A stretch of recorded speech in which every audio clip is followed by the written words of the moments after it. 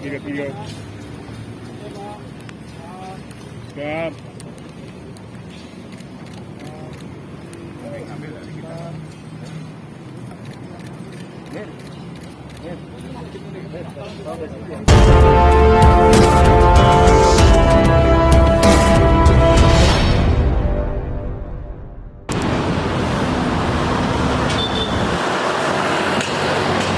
Dari Poros Nasional Kedaulatan Negara. Sebetulnya yang kami sampaikan itu pemohonnya itu baru sekitar 12 orang dalam rangka kita mempercepat proses. Tapi nanti dalam perbaikan itu kami yakin lebih dari 100 orang. Nah, yang ada dirilis itu sekitar 65 orang. Itu pertama.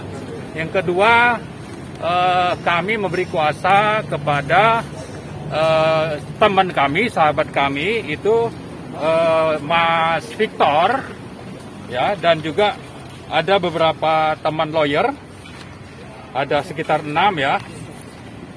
Jadi Victor Santoso Tandiasa, Wirawan Adnan, Bisman Bakhtiar, Juju Purwanto, Harseto Setiadi Raja, dan Elia di Hulu. Jadi ada sekitar 7 orang ya, 6 atau 7 orang. Itu sebagai lawyer. Nah, kami sebetulnya dalam permohonan ini masih menguji,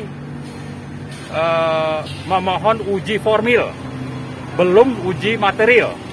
Dan itu kami akan susulkan. Tapi yang penting untuk uji formil ini kami minimal punya 5 alasan.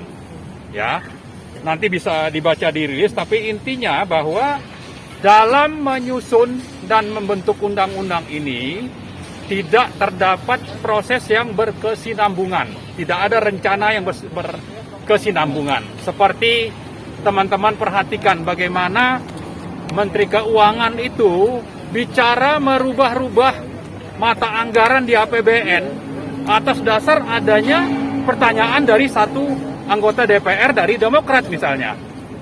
Kok bisa waktu ditanya itu oke, nanti kami akan rubah. Itu artinya kan menunjukkan bahwa ini tidak ada perencanaan yang berkesinambungan. Itu yang pertama.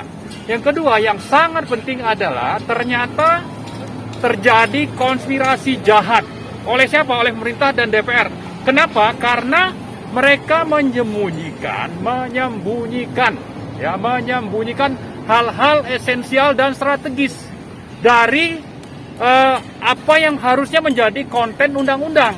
Mereka sembunyikan dan mereka sebutkan itu nanti diatur dalam peraturan pelaksanaan, apakah itu PP atau Perpres. Bagaimana bisa hal-hal yang penting, yang esensial, yang strategis, yang harusnya masuk dalam undang-undang itu tidak diatur dalam undang-undang ini. Lalu nanti diatur oleh pemerintah sendirian begitu. Padahal ini mestinya bukan saja oleh rakyat, tapi DPR, atau sebaliknya bukan saja oleh DPR, tapi rakyat juga berhak untuk ikut menentukan konten yang strategis dan penting itu. Dan ini kita menganggap pemerintah dan DPR telah melakukan kejahatan yang sangat nyata. Kejahatan yang sangat nyata, menyembunyikan hal esensial, penting, strategis untuk diatur dalam PP dan Perpres. Tidak diatur dalam undang-undang. Apa gunanya kita punya DPR kalau hal itu dilakukan? Nah, itu hal kedua. Kemudian yang ketiga, itu tidak memperhatikan masalah efektivitas, terutama bicara sosiologi. Ya, sosiologi atau sosiologis ya, atau filosofis. Oke, filosofis mungkin ada, tapi sudah banyak komentar tentang naskah akademik. Itu bermasalah. Tapi yang lebih penting kita bicara soal sosial masyarakat. Bagaimana bisa dalam konten undang-undang itu hanya beberapa kalimat diatur, dan kita dalam menghadapi pandemi COVID. Ya, jadi apa ini urgensinya? Bagaimana bisa kepentingan sosiologis publik itu diabaikan? Tidak diatur secara detail dalam undang-undang itu. Kemudian sebetulnya kita tidak benar-benar butuh nih ya. Yang keempat, tidak benar-benar butuh yang namanya undang-undang ini. Tidak mendesak ini. Apalagi kita sudah begitu banyak punya utang, mungkin akhir tahun ini akan ada utang sampai 7.000 triliun. Bayar utang APBN tahun itu lebih dari 400 triliun bayar utang. Sementara juga di sisi lain itu pemerintah mengatakan anggarannya dulu cuma sekitar 140-an dari 466, ya awal-awal itu menyebutkan 460-an triliun, nanti yang dari APBN hanya 140-an triliun, sisanya oleh swasta dan melalui KPBU. Nah, KPBU itu masalah yang sangat strategis. Kalau ada objek vital nasional dibangun melalui proses KPBU, ini sudah bermasalah. Ya, objek vital nasional itu gedung-gedung pemerintah, gedung DPR, gedung kementerian, itu harus steril, harus tidak ada kepentingan asing ya. Ya mungkin swasta lah, apalagi asing kalau mereka melakukan investasi. Ya kalau seperti itu ya sudah, kita serahkan swasta beli kapal perang, objek vital nasional atau pesawat tempur.